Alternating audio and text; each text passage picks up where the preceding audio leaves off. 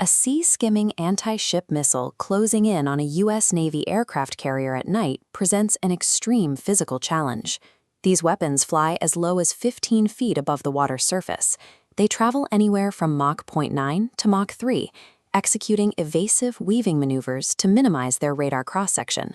This chart shows the hard mathematical reality of that approach. From the moment the missile crests the radar horizon, the carrier has only 20 to 40 seconds of total warning time. In that condensed window, a human operator cannot physically perceive the incoming data, classify the threat, select a weapon, and manually execute the engagement. Survival against modern kinetic strikes must be delegated to a machine-speed architecture. The mathematics of the threat simply rule out human reaction times.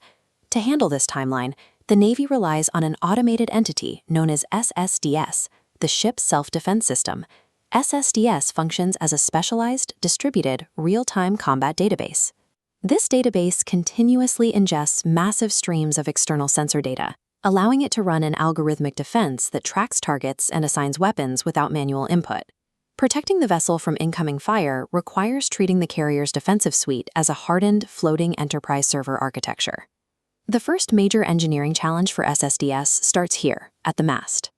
A carrier utilizes multiple distinct sensors gathering atmospheric data simultaneously. This hardware suite includes high-update fire control radars, long-range air search arrays, and passive electronic warfare systems. Every single one of these sensors operates with completely different refresh rates, latencies, and accuracy margins. This hardware variance creates an asynchronous noise problem. These disparate systems constantly inject fragmented, overlapping, and sometimes conflicting data points into the network at the exact same time. The primary function of the SSDS ingestion engine is to mathematically correlate this noise. Raw sensor hardware alone cannot protect a ship.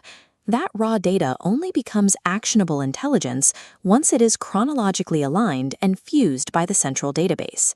When a long-range radar registers an ambiguous hit, the database creates a new track object, track ID 8472, starting with a low confidence score of 0.12.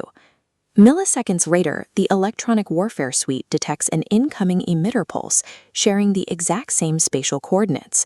The ingestion engine runs an algorithmic correlation. By combining the detected frequency and pulse width with the radar return, SSDS recalculates the probability of a threat. As the confidence score breaches the 0.8 threshold, the database automatically reclassifies the track to an active anti-ship missile. Through data fusion, the system turns ambiguous atmospheric noise into a mathematically verified critical threat, all without requiring a human operator to confirm the findings. To maintain situational awareness, SSDS operates on a strict deterministic loop. It cycles through data ingestion, track updates, and weapon assignment up to 30 times every single second. This requires hard real-time computing constraints with exact microsecond windows. If the database misses a deadline, the defense fails and the ship is destroyed. Once a threat is classified, the system enters the weapon assignment phase. It programmatically surveys the carrier's available physical effectors to neutralize the target. The assignment engine essentially runs a query, matching the target's bearing and range against the optimal defensive arcs. It looks for available weapon mounts that can hit a target between 142 and 168 degrees and a range of under 5 kilometers.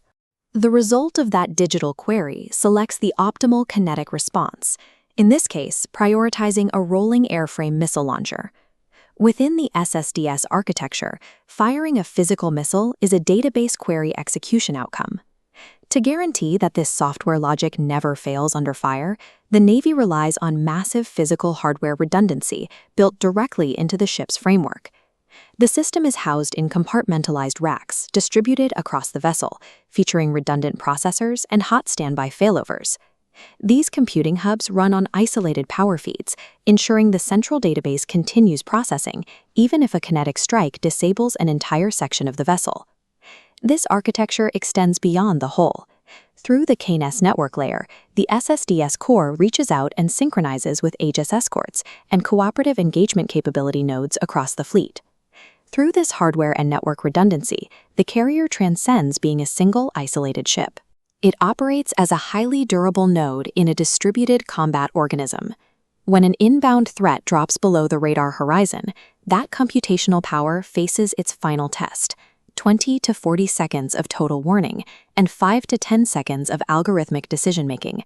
If the initial interceptors miss, the final constraint is absolute. The ship's close-in weapon system has less than 1 single second of firing window for a last-ditch physical defense. This level of automated precision is the direct descendant of the Navy's Cold War computing lineage, specifically the Naval Tactical Data System. The modern heavy iron racks executing these life-or-death queries are the direct evolution of those early real-time mainframes.